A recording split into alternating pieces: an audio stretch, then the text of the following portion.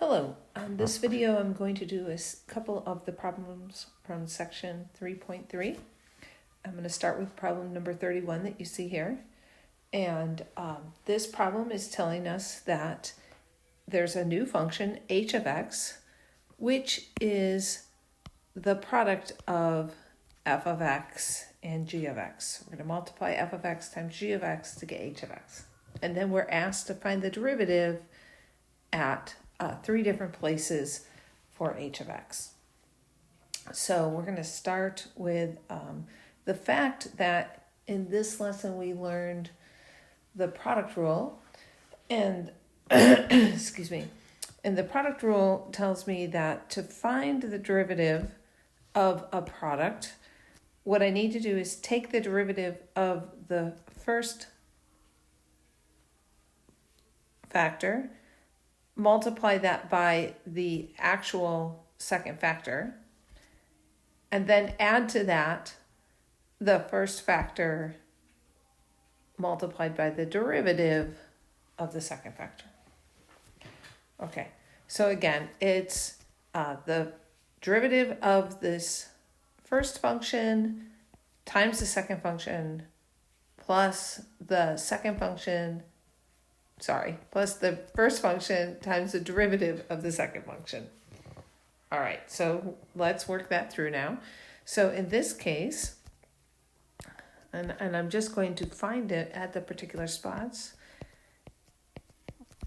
the derivative at 1. So at 1, I'm going to come up here and see what's going on with f of x and with g of x.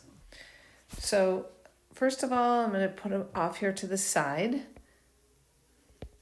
F prime at 1 is the instantaneous rate of change of the tangent line here. This is a linear function, so it's just the slope of that linear function.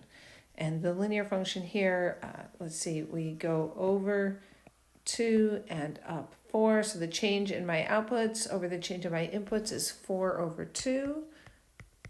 So that is simply 2. And g prime at 1, again, where I have a linear function, so I need to look at the slope of that line. And the change in my outputs is negative 4. So for that line, I start at 4 and end at 0, over positive 4, which gives me negative 1. So I know now what my derivative of f is at 1 and what my derivative of g is at 1. So now I'm just going to come down here. So f prime at 1 is 2, and I multiply that by the value of g at 1. So I come up here, the value of g at 1 is simply 3. Then I'm going to add to that the value of f at 1,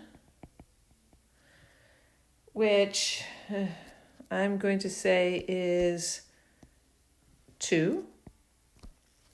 And I multiply that by the derivative of g at 1, which we calculated to be negative 1. So that becomes 6 plus negative 2, which is 4. So the derivative of h at 1 is 4. All right. The next one we're going to look at is the derivative of h at 2. So there's A, B, the derivative of h at 2. And so I need to come up and find out, well, what is the derivative of f at 2? And what is the derivative of g at 2? And I find out that the derivative of f at 2, at x equal 2, the function f of x has a sharp corner, so there is no derivative. And so therefore, the derivative of h at 2 does not exist because there is no derivative of f at 2. Okay, so then we go to the next one. The next one says, let's find the derivative of h at 3. All right, so again, let's see, what is f prime at 3? f prime at 3. So at x equals 3, come over here. Okay, I see that I am on this part of this function. It's a decreasing function. My output changed by 2 in the negative direction. And my input, whoa, wait a second. My output changed by 4 in the negative direction. And my input changed by 2. So f prime at 3 is equal to negative 2. What about g prime at 3? Well, g prime at 3 is the same as it was at 1.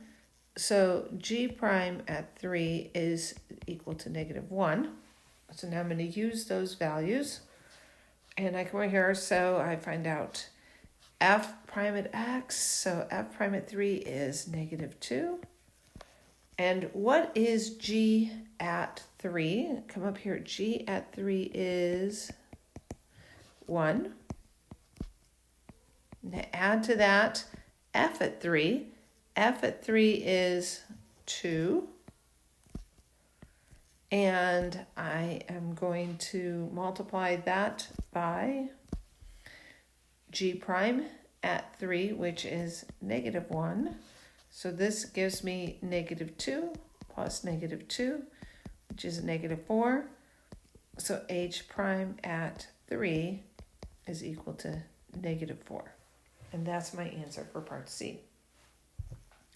Notice we didn't need formulas for the equations. We were able to just look at the graph and find out the derivative at that point and use that information in our formula for the derivative of the product of two functions. We didn't need to come up with equations first. So remember that when you're working with graphs, so you don't need to come up with an equation. You can just look and see, well, what is the value of the function at that point? And what is the value of the derivative at that point? And use that information. All right, the next thing I'm going to do is 3.3 number 41, mainly because I thought this one was kind of cool. So it says to differentiate the function f of x equals e to the 2x by writing f of x as f of x equals e to the x, e to the x. And so again, we see we're going to use the power rule. Sorry. I was thinking we are not going to use the power rule because the power is the variable, so we cannot use the power rule. But what we are going to be using is the product rule.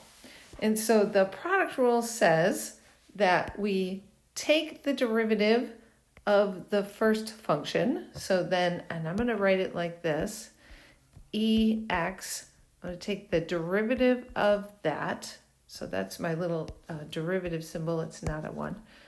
So take the derivative of that multiplied by the value of the second function, which is e to the x, multiplied by that second function. Add to that f of x, which is e to the x, the first function, e to the x, multiplied by the derivative of the second function. So I'll write it like this. So I didn't actually take any derivatives. I'm just using the product rule and writing out what I need to do. Now I'm going to actually take those derivatives. And so the derivative of e to the x is just e to the x. So I have e to the x times e to the x. And here I have e to the x. And again, the derivative of e to the x is just e to the x. So this is e to the 2x plus e to the 2x. Rewrite it back into its other form. And then now you see I have two of those identical terms. So I have 2 times e to the 2x. So the derivative of the function is 2 e to the 2x. Just fun one to do.